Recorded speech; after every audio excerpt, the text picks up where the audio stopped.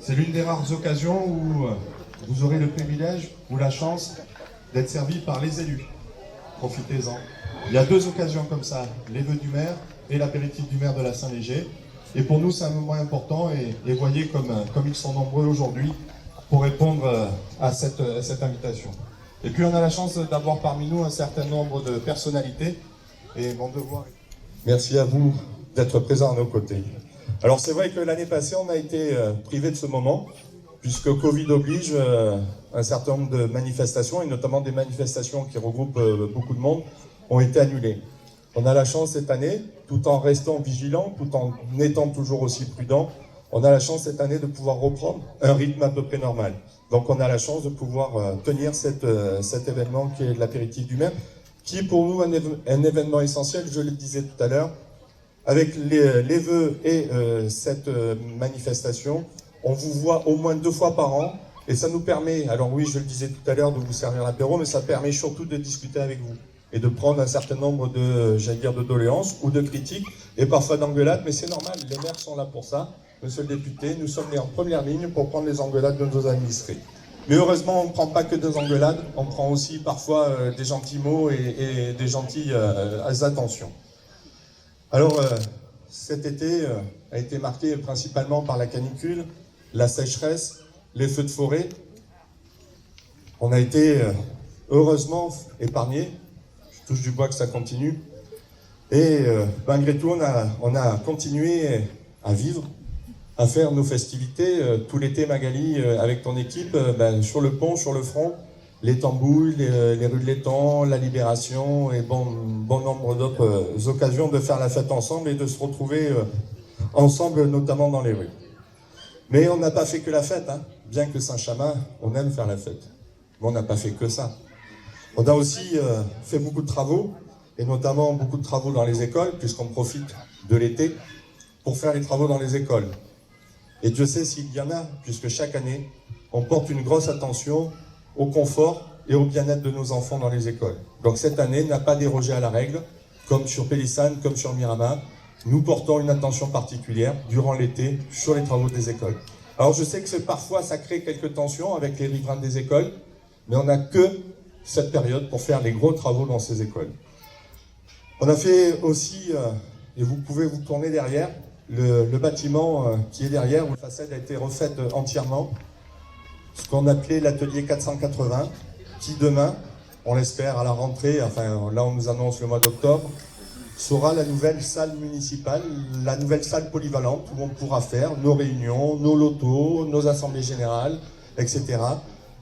Elle est entièrement réhabilitée, en tout cas j'espère que pour la journée des associations on pourra au moins commencer à la visiter, elle ne sera pas entièrement finie, mais on pourra la visiter, et ça a été un gros chantier. Et puis peut-être vous allez me dire, ouais mais à Saint-Chamas cet été il y a eu surtout des travaux de voirie. Oui, on a fait beaucoup de travaux de voirie, notamment on a finalisé Joliot-Curie, on a attaqué Gabriel Frigière, parce que effectivement la voirie c'est quelque chose d'important, notamment pour essayer de répondre à des objectifs de sécurisation notamment des plus vulnérables, les piétons, les vélos, de déplacement notamment en mode doux, et puis surtout de rationalisation et notamment de l'occupation de l'espace par la voiture. On est dans une société où la voiture est toute reine et on voudrait garer sa voiture n'importe où, n'importe comment, notamment à proximité des commerces ou à proximité de son habitation, et c'est pas toujours possible. En tout cas, ces aménagements sont là pour essayer que chacun puisse respecter les autres et ne soit pas... que certains, notamment les enfants, ne soient pas mis en danger. Et puis on a fait pourquoi ces travaux en cette période de l'année? Là aussi, pour éviter les bus scolaires, éviter les engorgements lorsqu'il y a les parents qui viennent ou qui déposent les enfants aux écoles. Je crois que c'était important de le faire aussi pendant l'été. Et puis il y avait une pression, hein, on a tous fait beaucoup de travaux des routes ces dernières années, parce que la compétence voirie devait être transférée à la métropole. Et puis finalement, la métropole, il y a eu une réforme institutionnelle que monsieur le député a défendue notamment au niveau de l'Assemblée nationale, où justement la compétence, une des compétences qui reste aux communes, c'est la voirie. Enfin, on peut garder cette compétence et on peut continuer à faire nos aménagements. Et on en fera, comme je vous l'ai dit, Gabriel Frigière, mais aussi, on espère en 2023, attaquer la route du Loir et attaquer tout le centre-ville, parce qu'il est important qu'on puisse se doter d'infrastructures urbaines, notamment de trottoirs, qui puissent permettre à tout un chacun de pouvoir se déplacer en toute sécurité. Voilà ce que je voulais dire en matière de voirie et de travaux.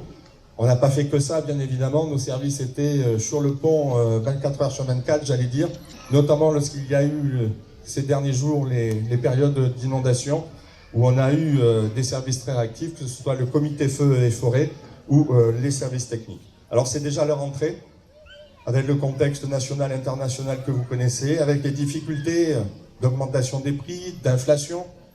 Vous savez, les communes ne sont pas épargnées. On va faire face à de plein fouet l'augmentation du prix de l'énergie, que ce soit l'électricité, le gaz, le prix des carburants, mais pas que. On s'aperçoit que la restauration scolaire, les marchés sont révisés, on nous demande des augmentations et c'est à peu près partout, y compris sur les produits d'hygiène.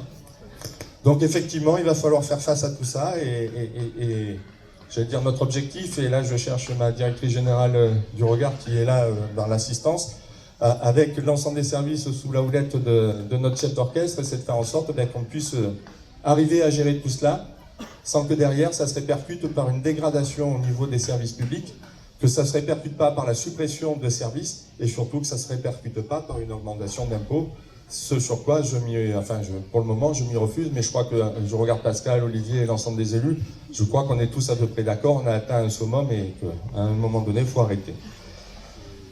Et puis, vous me direz, je vais essayer de conclure très rapidement sur 2 points. Le premier, ce sont les déchets qui restent à l'entrée de ville. Vous allez me dire, mais qu'est-ce que tu fous, Didier? Pourquoi on a toujours ces déchets en entrée de ville? C'est dégueulasse. Oui, je suis d'accord avec vous, c'est dégueulasse. Ça ne donne pas une bonne image de notre ville. Mais malheureusement, j'ai peut-être une bonne nouvelle et une mauvaise. La bonne nouvelle, c'est que ces déchets ne sont pas considérés comme dangereux. Ouf. Mais la mauvaise, c'est que comme ils ne sont pas dangereux, personne ne veut les enlever. Ils auraient été dangereux, l'État les enlever. Ils ne sont pas dangereux, démerdez-vous. Alors on essaie de trouver des solutions, notamment toujours pareil avec l'appui de notre député, avec l'appui du préfet, qui est très investi sur ce dossier, avec l'appui de la métropole. On essaiera de trouver des solutions. Mais un peu de patience, parce que malheureusement, je vais vous donner quelques chiffres qui font peur. 14 000 tonnes de déchets sont encore présents. Pour éliminer ou enlever ces déchets, il faut à peu près 3 millions d'euros. Et je considère, vous me direz peut-être que j'ai tort, je considère que c'est pas à vous, c'est pas à moi, de payer pour des infractions, pour que des voyous se soient mis plein d'argent dans les poches et que l'État n'ait pas fait son boulot à un moment donné. Voilà.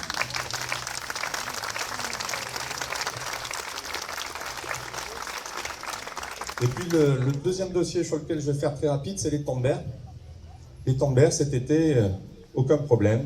Il n'a pas tourné, il n'a pas viré, il n'y a pas eu de soucis. Alors on va voir peut-être une corrélation avec la sécheresse. Oui, EDF n'a pas turbiné depuis le mois de mars. Une relation de causalité, sans doute. C'est ce sur quoi on se bat un peu, monsieur le député, depuis des années, pour essayer de faire réduire les rejets, notamment une saisonnalité où on demande à EDF de ne pas turbiner durant l'été. On s'aperçoit que cette année, et je vais vous donner un exemple vraiment très criant, c'est qu'au plus profond, dès le mois de juin, il n'y a plus d'organismes vivants au plus profond de l'étang de mer. Cette année, quand on a fait les plongées avec le JPEP, on a trouvé des vers. Cette année, il y avait des organismes vivants au plus profond de l'étang de mer. Donc tout ça pour dire qu'on continue le combat.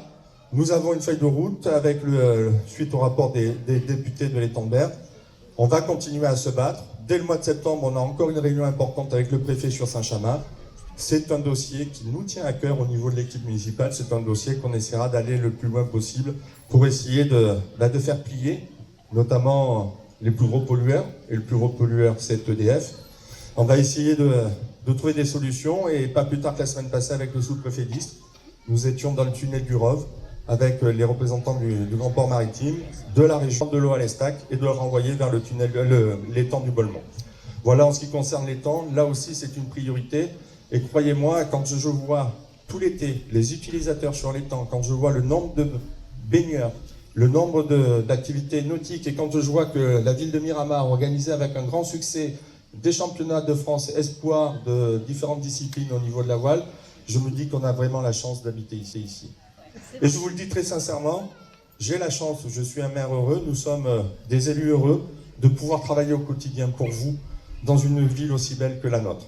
Voilà, en tout cas, je vais conclure en ces termes, et puis surtout, nous sommes là pour faire la fête. Bonne Saint-Léger et bonne rentrée à vous.